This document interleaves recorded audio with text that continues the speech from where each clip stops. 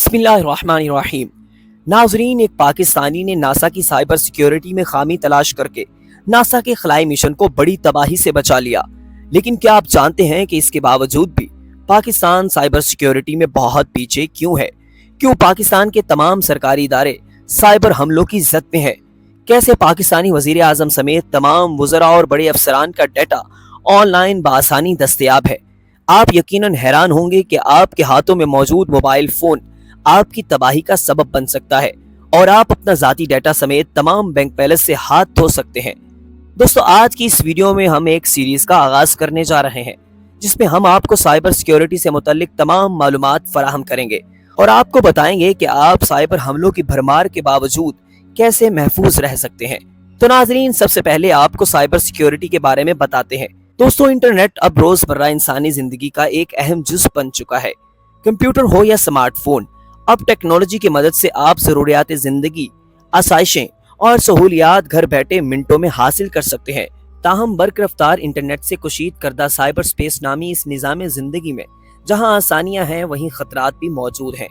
यहाँ एक मुख्तलिफ नौयत के चोर मौजूद हैं जिन्हें हैकर्स कहा जाता है, और अगर कोई फर्द या इदारा मोहतात और महफूज नहीं तो मिनटों में हैकर्स उन्हें लाखों करोड़ों का नुकसान पहुंचा सकते हैं। गुज़िश्ता सालों ही पाकिस्तान में बड़े पैमाने पर बैंक सारिफीन का डाटा या मालूमात चोरी होने और इनकी ब्लैक मार्केट में फरोख्त की खबर सामने आई थी।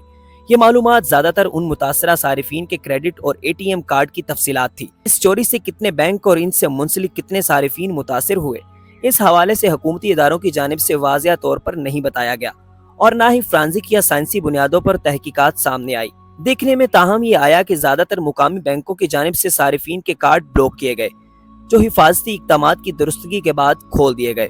बेयकीनी की इस सूरत हाल में ये खदशात पैदा हुए कि कई बैंकों की मालूमात चोरी हुई और लाखों सारिफीन मुतासर हुए होंगे। दोस्तों, ये सब साइबर सिक्योरिटी के कमजोर इंतजामात की वजह से होता है। साइबर सिक्योरिटी या साइबर सेफ्टी एक तरह की सिक्योरिटी है जो इंटरनेट से मुंसलिक सिस्टम को महफूज बनाता है। इसके जरिए हार्डवेयर और सॉफ्टवेयर के डाटा को मजीद महफूज बनाया जाता है ताकि किसी भी किस्म के डाटा की चोरी ना हो और तमाम तर दस्तावेजात और फाइलें महफूज रहें। साइबर सिक्योरिटी दो अल्फाज से मिलकर बना है, साइबर प्लस सिक्योरिटी, यानी internet information technology, computer network, application या डाटा से जो भी मुतल्लिक है इसे हम साइबर कहते हैं। जबकि सिक्योरिटी का ताल्लुक तहफ़्फ़ुज़ से है, जिसमें system security, network security, application और इंफॉर्मेशन सिक्योरिटी शामिल है। अब सवाल ये पैदा होता है कि साइबर काम कैसे करता है। तो दोस्तों, साइबर सिक्योरिटी के तहत एथिकल हैकर्स की एक बड़ी टीम है जो आपके डाटा को चोरी होने, डाटा डिलीट या आपकी किसी भी डिवाइस को पहुंचने वाले नुकसान से बचाती है। साइबर सिक्योरिटी में काम करने वाले लोग बुरे लोगों को गलत काम करने से रोकते हैं। इसके तहत आपका नेटवर्क, कंप्यूटर सिस्टम, कोई भी प्रोग्राम, आपका डाटा महफूज रखा जाता है। ये सवाल भी अहम है कि इस वक्त हमारे लिए साइबर सिक्योरिटी क्यों ज़रूरी है। दरअसल हमारे ज़ाती डाटा जैसे इमेज, PDF, टेक्स्ट, डॉक्यूमेंट या हमारे कंप्यूटर में मौजूद किसी भी किस्म का डाटा की हिफाजत के लिए साइबर सिक्योरिटी ज़रूरी है। साइबर सिक्योरिटी हमारे ऐसे किसी भी डाटा को महफूज रखने के लिए बहुत ज़रूरी है जिसमें सिर्फ हमारा कॉपीराइट होता है। हमारे बैंकिंग और मालियाती डाटा को सिक्योरिटी फ्राहम करने के लिए साइबर सिक्योरिटी की अहमियत से इनकार नहीं किया जा सकता, क्योंकि अगर हमारा बैंकिंग डाटा महफूज नहीं है तो कोई भी हैकर हमारे बैंक अकाउंट से रकम निकलवा सकता है और आजकल इंटरनेट बैंकिंग ज़िंदगी का लाजमी हिस्सा बन चुकी है। साइबर सिक्योरिटी कौमी सलामती के लिए भी बहुत अहम है। कौमी सलामती का मतलब आजकल हमारे मुल्क के दिफाई निज़ाम में भी साइबर हमले होते हैं। कुछ ऐसा डाटा या मालूमात भी हैं जो बहुत अहम और हसास हैं, क्योंकि आजकल सरकारी दफ्तर में ज़्यादातर काम इंटरनेट के ज़रिए ही होता है। किसी भी दफ्तर का डाटा लीक हो जाए तो बहुत नुकसान हो सकता है। इसलिए इस किस्म के डाटा को महफूज रखने के लिए साइबर सिक्योरिटी भी बहुत ज़रूरी है। इसलिए बेहतरीन तरीका यह है कि किसी भी फितनांगेज मैसेज को लिंक पर क्लिक करने से गुरेज किया जाए ताकि आप महफूज रह सकें।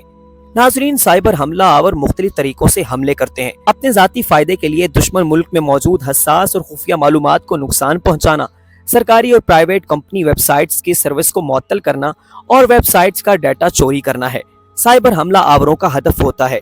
दोस्तों, वैसे तो पाकिस्तान की साइबर सिक्योरिटी इंतहाई नाकस है। यही वजह है कि आए रोज यहाँ के बैंक समेत बड़े सरकारी इदारों पर साइबर हमले रिपोर्ट होते हैं। लेकिन है भी हकीकत है कि आज के दौर में पाकिस्तान में ऐसे भी माहिरीन मौजूद हैं जो बगैर वसाइल के नासा जैसी कंपनी को बड़ी तबाही से बचाने की अहलियत रखते हैं। ابھی چند روز قبل ہی کی بات ہے کہ امریکی خلائی ادارے ناسا نے اپنے سسٹم میں سیکیورٹی خامی تلاش کرنے پر کوئٹہ سے تعلق رکھنے والے پاکستانی سائبر سیکیورٹی ماہر محمد ابو بکر کی خدمات کا اعتراف کرتے ہوئے انہیں اعزاز سے نوازا۔ ناسا نے خط کے ذریعے 23 سالہ وائٹ ہیٹ ہیکر کی کوششوں کا اعتراف کرتے ہوئے ان کا شکریہ ادا کیا۔ ابو بکر نے بتایا کہ انہوں نے یہ کارنامہ بگ کراؤڈ نامی پلیٹ فارم پر سر انجام دیا، جہاں مختلف کمپنیوں اپنے سسٹم اور سافٹ ویئرز میں سائبر سیکیورٹی سے متعلق خطرات کا پتہ لگا کر ان کی اطلاع دیتے ہیں۔ ان کے بدلے میں انہیں انعامی رقم یا پھر معروف اداروں کی جانب سے اعترافی خط ملتے ہیں۔